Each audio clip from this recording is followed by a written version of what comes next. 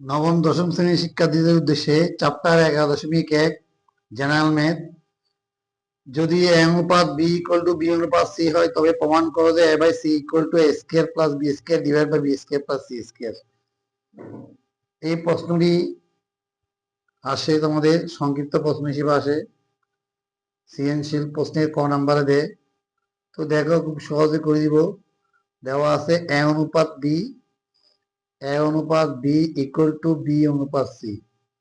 তাহলে এখান থেকে আমি লিখতে পারি A by B equal to B by C.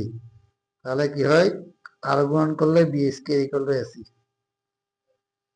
এখন দেখো বাম পক্ষ কি আছে, বাম পক্ষ আছে এ বাই সি। বাম পক্ষকে রেখে দিব, ডান পক্ষে কি কাজ করব। ডান পক্ষ কি আছে, A square plus B square divided by B square plus C square.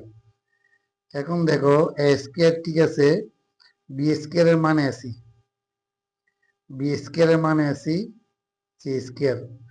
লবের থেকে এ কমন নিলে আর থাকে এ প্লাস সি, ওর থেকে সি কমন নিলে আর থাকে এ প্লাস সি। এ প্লাস সি এ প্লাস কেটে যায়, তাহলে এ বাই সি। তাহলে বাম পক্ষ এ বাই সি, ডান পক্ষ এ বাই সি।